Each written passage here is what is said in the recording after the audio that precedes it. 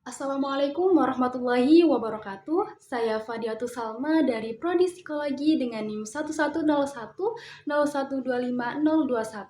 Di video ini saya akan mereview sebuah jurnal yang berjudul Profil Kesehatan Mental Mahasiswa Psikologi Ditinjau dari Gender dan Tendensi Gangguan Mental yang diterbitkan tahun 2025. Di video ini, saya akan bahas ringkasan penelitian, hasil utama, serta kelebihan dan kelemahannya.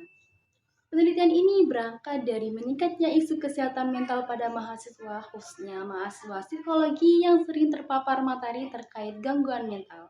Penulis juga menjelaskan bahwa tekanan akademik, tuntunan peran profesional, serta paparan informasi yang berlebihan dapat membuat mahasiswa lebih rentan mengalami stres, kecemasan, dan gejala psikologis lainnya. Tujuan penelitian ini adalah untuk mengetahui profil kesehatan mental mahasiswa psikologi ditinjau dari gender serta mendeskripsikan kecenderungan gangguan mental yang muncul pada laki-laki dan perempuan. Penelitian ini menggunakan metode kuantitatif komparatif dengan 70 mahasiswa semester 1, lalu instrumen yang digunakan adalah Woodward's Questionnaire yang sudah divalidasi HIMSI. Dan analisis data dilakukan dengan independent samples, t-test, dan statistik deskriptif. Hasil penelitian menunjukkan adanya perbedaan signifikan antara kesehatan mental mahasiswa laki-laki dan perempuan dengan nilai P sama dengan 0,045. Menariknya, mahasiswa perempuan memiliki skor kesehatan mental yang lebih tinggi, yang berarti mereka menunjukkan lebih banyak indikasi kecenderungan gangguan psikologis. Pada perempuan, tendensi yang paling menonjol adalah tendensi skizofrenia sebesar 35,9%, kemudian impulsivitas, ekspresi emosi, obsesi, dan ketidakstabilan emosi. Sementara pada laki-laki juga muncul impulsivitas dan emosi yang tidak stabil, tetapi persentasenya jauh lebih rendah. Namun, secara umum, sebagian besar mahasiswa masih berada dalam kategori normal meskipun ada kelompok yang termasuk kecenderungan patologis.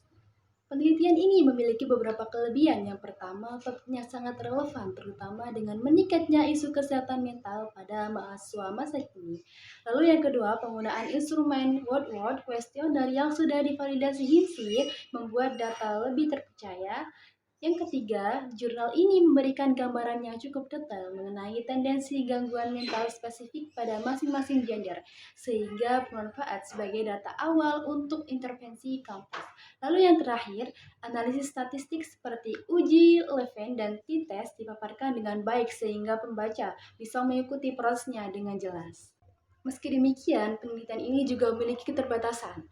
Yang pertama, jumlah sampel tidak seimbang, hanya 12 laki-laki dan 58 perempuan.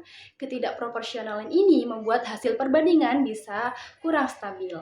Lalu yang kedua, seluruh responden adalah mahasiswa semester 1, sehingga hasilnya belum tentu mewakili mahasiswa psikologi di tingkat lainnya. Lalu yang ketiga, Woodward's Questionnaire adalah alat screening, bukan alat diagnosis, sehingga tidak dapat digunakan untuk menyimpulkan adanya gangguan mental klinis. Lalu yang terakhir, pembahasan jurnal belum mengaitkan hasil dengan faktor-faktor spesifik seperti dukungan sosial, kondisi ekonomi, atau beban akademik yang sebenarnya sangat mempengaruhi kondisi mahasiswa. Temuan jurnal ini menunjukkan perlunya pendekatan kesehatan mental berbasis gender di lingkungan kampus. Mahasiswa perempuan tampak menunjukkan beban psikologis lebih tinggi sehingga membutuhkan dukungan emosional yang lebih intensif. Selain itu, kampus perlu menyediakan program physioeducation dan layanan konseling yang konsisten untuk mencegah masalah psikologis sejak dini. Lalu untuk penelitian selanjutnya disarankan menggunakan sampel yang lebih seimbang, melibatkan mahasiswa dari beberapa angkatan, serta mempertimbangkan faktor-faktor psikososial lainnya. Itu tadi review jurnal tentang kesehatan mental mahasiswa psikologi berdasarkan gender. Semoga video ini bermanfaat dan bisa menambah wawasan kalian. Sekian dari saya. Wassalamualaikum warahmatullahi wabarakatuh.